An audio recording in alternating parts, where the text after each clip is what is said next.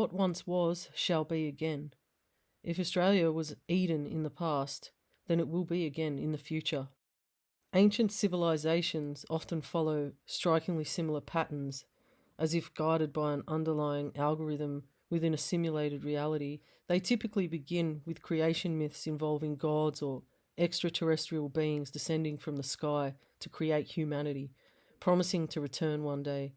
Each civilization develops a social hierarchy, mythological belief systems, and notable scientific and architectural achievements. Many of these structures are mysteriously aligned with celestial bodies and key grid points on Earth. Eventually, these civilizations face cataclysmic events, often tied to end-time narratives. Some vanish without clear explanation, suggesting they may be temporary inserts in a larger simulation, perceived as reality within the illusion of linear time. In our present version of this simulation, we witness the gradual breakdown of global systems, accompanied by a collective sense that collapse is imminent, mirroring the same algorithmic arc of humanity's journey throughout time. The Gympie Pyramid, located in the outskirts of Gympie in Queensland, Australia, is a terraced structure that some claim was built by ancient Egyptians long before Europeans came to Australia. Strikingly similar to those found around the Azores and places like Tenerife. Filitosa is a megalithic site in southern Corsica, France.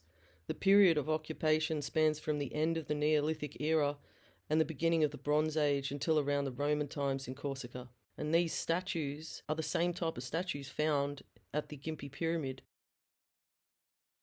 Sketches and photos describe two entirely separate and different structures.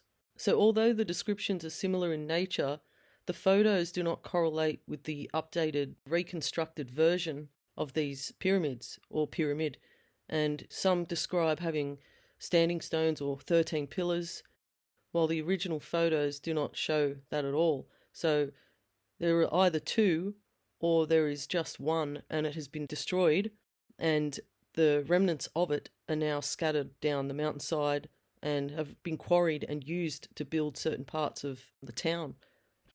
What is currently known as the Gympie Pyramid is a rounded eastern end of a sandstone ridge that has stone terraces cut into the sides, giving it a pyramidal shape. The pyramid is 100 foot high and designed with a series of terraces up to 4 feet tall and 8 feet wide. When the pyramid was first discovered, the summit is believed to have had 13 pillars or standing stones surrounding a round stone table with a hollow centre standing on the summit, and a stone gateway standing on the lower slopes of the pyramid, and other standing stones inscribed with symbols. Most of these are believed to have been removed by early settlers.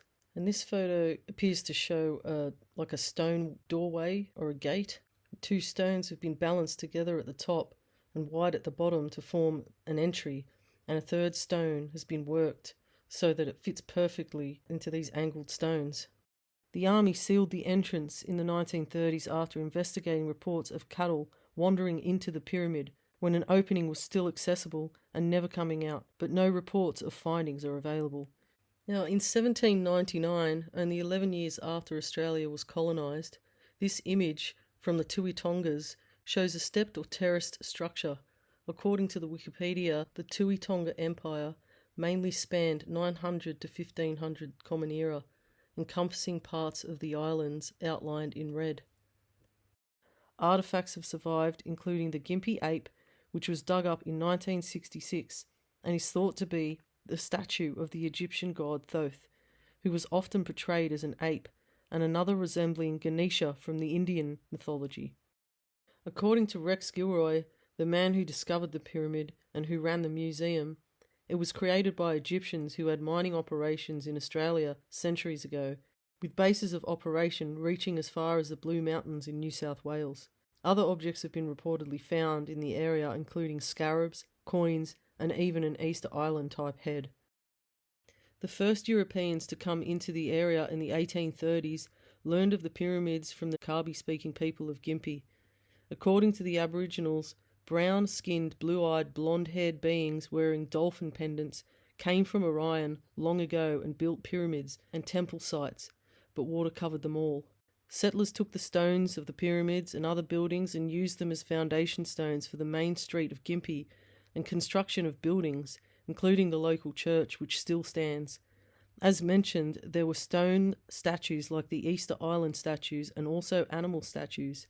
These have since been destroyed or are hidden, but photos and sketches of them remain from the first white man to come into the area. Even the tunnels under Gympie were dynamited. All but one of the pyramids was bulldozed into the ocean by the army, and the lone survivor remains on private land with a strict no trespassing policy. In relation to the statue of the crocodile's head, in ancient Egyptian mythology, Sobek is a prominent god who was closely associated with crocodiles, which were considered sacred and kept in temples dedicated to him. And in pre-Columbian South America, the crocodile was a significant motif in religious and artistic traditions with various deities and symbolic associations, while not a single overarching crocodile god like Sobek in ancient Egypt. Crocodiles were often connected to water, fertility, the underworld, and creation myths in different cultures, including the Aztec and Mayan cultures. You have to ask yourself why. What was around that area that it was so important to dismiss, have trespassing signs up? Then now they've closed off completely the site by the Bruce Highway. Then, you hear about these tunnels that were under there. So it's very interesting stuff. And this image here is a drawing made from James Green's original descriptions of the site in the 1920s. The image is of two intertwining snakes with a six-pointed star above and a spider within that star. Now, in the mytho-historical narratives of Lemuria, Atlantis, and ancient Egypt, the symbol of the entwined serpent is often interpreted as a representation of DNA activation or spiritual awakening, and these serpents functioned as symbolic guardians, granting access only to individuals whose genetic composition aligned with the encoded frequencies of these sacred sites. And among certain Aboriginal clans, it is believed that individuals carried the genetic lineage of the so-called star people.